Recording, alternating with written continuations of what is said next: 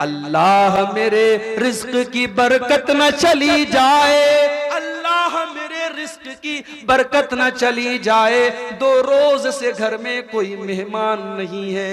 मिल करके नहीं आता है बल्कि वैसे ही लौटता है ताकि बुजुर्ग की बेहुरमती न हो जाए, उनकी बेइज्जती न हो जाए। ये मंजर मैंने देखा, मुझे कुरान की आयत याद आई, इन्नल्लाह युहिब्बुत तव्वाबीन व युहिब्बुल मुतत्ताहिरीन। अल्लाह ताला पाक लोगों से मोहब्बत करता है। मेरे प्यारे साथियों, जो इंसान अल्लाह के अलावा किसी कब्र पे जाके सर झुकाता है, किसी दरगाह पे जाके सर झुकाता है, किसी पेड़ के पास जाके सर झुकाता है, किसी पत्थर के बुत के आगे सर झुका रहा है, वो जितना भी परफ्यूम से नहा ले, वो खुशबू में बसा ले, वो नहा ले, वो गुस्ल कर ले, वो नापाक ही रहेगा, वो पाक नहीं हो सकता है। अल्लाह के पाक वो है जिसका दिल पाक हो, जिसका अकीदा पाक हो, जिसके दिल में ईमान हो, जिसके दिल में तौहीद हो। और पाक होने का एक और मतलब भी समझ लो मेरे प्यारे साथियों, आपका दिल भी पाक होना चाहिए।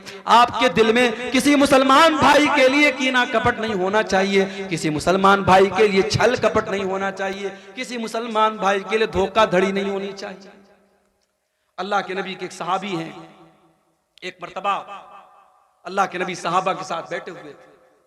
अचानक आपने सहाबा से कहा, इस दरवाजे से एक ऐसा इंसान आने वाला है जो जन्नत में जाएगा, एक जन्नती आने वाला है। सहाबा ने अपनी नजरें दरवाजे की तरफ टिका दी, देखे कौन आ रहा है। सहाबा ने देखा कि एक अंसारी साहबी वजू करके चले आ रहे हैं और दाढ़ी से वजू का पानी टपक रहा है और हाथों में जूता चप्पल लेके चले आ रहे हैं। सहाबा ने सोचा चलो होगी उनके अंदर कोई खास बात। दूसरा दिन फिर आया, फिर अल्लाह के नबी ने फरमाया एक जन्नती आदमी आने वाला है। वही सेम साहबी उसी सेम कंडीशन में हाथों में जूता चप्पल लेके और वजू करके चले आ रहे हैं, दाढ़ी से वजू का पानी टपक रहा है। 3 दिन तक लगातार ऐसा होता है। एक साहबी कहते हैं मैं पता लगाने के लिए उस अंसारी साहबी के पीछे पीछे गया। जब वो अपने घर में जाने लगे, मैंने कहा मेरे अंसारी भाई, मेरे बाप से झगड़ा हो गया है और मैंने कसम खाई है मैं 3 दिन तक अपने बाप के घर में नहीं जाऊंगा। ऐ मेरे अंसारी भाई, क्या 3 दिन तक आप मुझे अपना मेहमान बना लेंगे, क्या अपने साथ अपने घर में रखेंगे? अंसारी साहबी ने कहा कोई बात नहीं, आप 3 दिन तक मेरे मेहमान बन जाइए।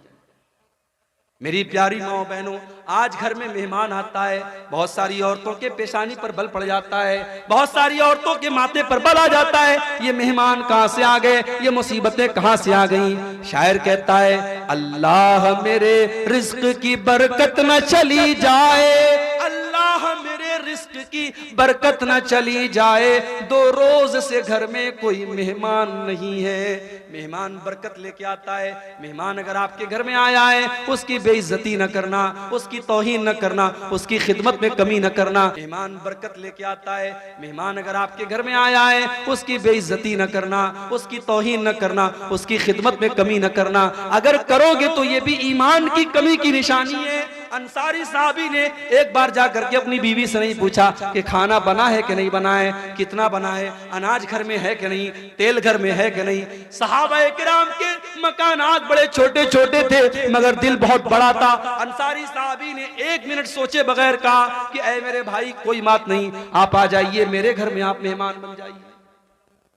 साहबी गए, 3 दिन तक अंसारी साहबी के घर में रहे और 3 दिन जब उन्होंने गुजारा तो देखा कि जितनी नमाज हम पढ़ते हैं वो भी पढ़ते हैं, जितनी नेकी हम करते हैं वो भी करते हैं, कोई खास बात नहीं है, कोई स्पेशल बात नहीं है।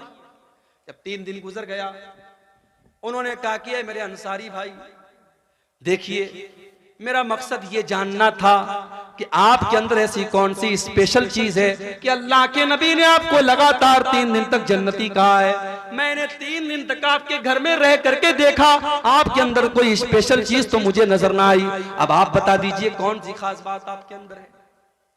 अंसारी साहब ने कहा देखो मेरे भाई, मेरे अंदर ऐसी कोई खास बात नहीं है, जो है वो तुमने देख लिया, लेकिन एक चीज मेरे अंदर है, ला अजिदु फी क़ल्बी गिश्शन लि अहदिन मिनल मुस्लिमीन। मैं अपने दिल में किसी मुसलमान के साथ फ्रॉड नहीं रखता, अपने दिल में किसी मुसलमान के लिए कीना नहीं रखता, किसी मुसलमान के लिए छल कपट नहीं रखता। वला अहसुदु अहदन अला नेमतिन, और अगर मेरे किसी मुसलमान भाई को अल्लाह ताला ने किसी नेमत से नवाजा है, पैसा दे दिया, दौलत दे दिया, इज्जत दे दिया, शोहरत दे दिया, मैं किसी मुसलमान से हसद नहीं करता। आज समाज को देख लो, भाई भाई से हसद कर रहा है, भाई भाई से हसद कर रहा है, पड़ोसी पड़ोसी से हसद कर रहा है, साड़ू साड़ू से हसद कर रहा है, रिश्तेदार रिश्तेदार से हसद कर रहा है। मेरे प्यारे साथियों, अल्लाह ताला को पाक साफ लोग पसंद है। अगर आप चाहते हैं अल्लाह आपसे मोहब्बत करे, अपने दिल को छल कपट से पाक कर लो, अपने दिल को न हो जाए, उनकी बेइज्जती न हो जाए। ये मंजर और आगे बढ़ा, मुझे कुरान की आयत है। अल्लाह को एक और चीज बहुत, इन्नल्लाह युहिब्बुत तव्वाबीन, और वो चीज क्या है?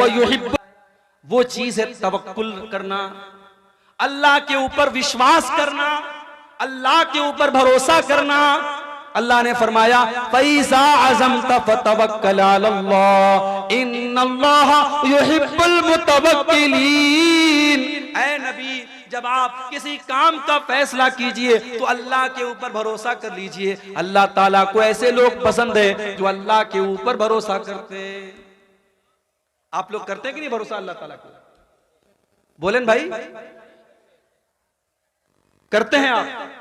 चलिए एक हदीस सुनाता हूं, आपको पता लग जाएगा कितना करते हैं।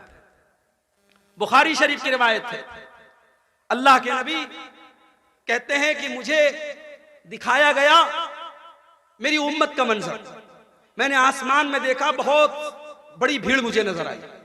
और आगे बढ़ा, मुझे कुरान की आयत है। अल्लाह को एक और चीज बहुत, इन्नल्लाह युहिब्बुत तव्वाबीन, और वो चीज क्या है?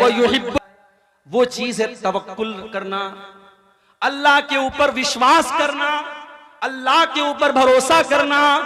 अल्लाह ने फरमाया फैज़ा अज़मत फतवक्कल अलल्लाह इन्नल्लाह युहिब्बुल मुतवक्किलीन।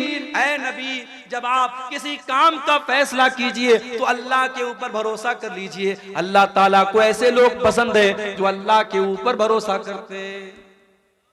आप लोग करते हैं कि नहीं भरोसा अल्लाह ताला को? बोलें भाई, करते हैं आप? चलिए एक हदीस सुनाता हूं, आपको पता लग जाएगा कितना करते हैं। बुखारी शरीफ की रिवायत है, अल्लाह के नबी कहते हैं कि मुझे दिखाया गया मेरी उम्मत का मंजर, मैंने आसमान में देखा, बहुत बड़ी भीड़ मुझे नजर आई। मैंने समझा ये मेरी उम्मत के लोग हैं। मुझे बताया गया कि ये मूसा अलैहिस्सलाम की कौम के लोग हैं। फिर उसके बाद मैंने और देखा, आसमान के ऊपर चारों तरफ मुझे आदमी ही आदमी नजर आ रहे हैं, इंसान ही इंसान नजर आ रहे हैं। मैंने पूछा ये कौन लोग हैं? जवाब मिला ये आपकी उम्मत के लोग, ये आपकी उम्मत के लोग हैं, ये मुसलमान लोग हैं। और ये जितनी भीड़ आपको नजर आ रही है, इसमें 70,000 ऐसे लोग हैं जो बगैर हिसाब के और बगैर अजाब के जन्नत में जाएंगे। उनसे कोई हिसाब नहीं लिया जाएगा, उनको 1 मिनट के लिए अजाब भी नहीं दिया जाएगा, उनको डायरेक्ट जन्नत में डाला जाएगा। इतना बयान किया अल्लाह के नबी ने, चले गए। अब सहाबे किराम आपस में चर्चा करने लगे, डिबेट करने लगे, बहस करने लगे, गुफ्तगू करने लगे कि वो 70,000 कौन लोग होंगे जो बगैर हिसाब के और बगैर अजाब के डायरेक्ट जन्नत में जाएंगे। कुछ सहाबा ने कहा ये वो लोग होंगे जो ईमान की हालत में पैदा हुए, जिन्होंने जिंदगी में कभी शिर्क नहीं किया। सहाबा ने सोचा हम लोग तो पहले शिर्क करते थे, पहले गुनाह का काम करते थे, हम तो नहीं हो सकते, हमारी आने वाली नस्लें हो सकती हैं, हमारी औलाद हो सकती है। कुछ सहाबा ने कहा कि नहीं नहीं, ये वो लोग हैं जो अल्लाह के नबी के साहबी हैं, जो अल्लाह के नबी के साथी हैं, जिन्होंने नबी का साथ दिया है। सहाबे किराम अपने अपने विचार को पेश करने लगे। इतने में अल्लाह के नबी वापस निकले। आपने पूछा क्या बात है, किस बात पर इतनी बहस हो रही है, आप लोगों की चर्चा का विषय क्या है? सहाबा ने कहा अल्लाह के नबी अभी आपने बयान किया 70,000 मुसलमान जन्नत में डायरेक्ट जाएंगे बगैर हिसाब के, बगैर अजाब के। अल्लाह के नबी हम जानना चाहते हैं वो कौन लोग हैं। आपने फरमाया 70,000 बगैर हिसाब के जन्नत में जाने वालों के अंदर 4 क्वालिटी होगी, 4 चीजें होंगी। हुमुल्लज़ीना ला यस्तरकून वला यक्तवून वला यततय्यरून व अला रब्बिहिम यतवक्कलून। उनके अंदर 4 चीजें होंगी। पहली चीज, वो झाड़ फूक नहीं करवाते हैं। झाड़ फूक, दुआ पढ़ करके झाड़ फूक करना, दुआ पढ़ के किसी को फूकना, दम करना, इसको झाड़ फूक बोलते हैं। अब झाड़ फूक दो तरह का होता है, एक सही एक गलत। सही क्या है? कुरान की आयतों को पढ़ के दम करना, नबी की सिखाई गई दुआओं को पढ़ के दम करना, ये सही है। गलत क्या है? कुछ अता पता नहीं उल्टी सीधी चीजें पढ़ के दम करना, कोई अंतर मंतर जंतर तंत्र मंत्र पढ़ के दम करना, ये गलत है।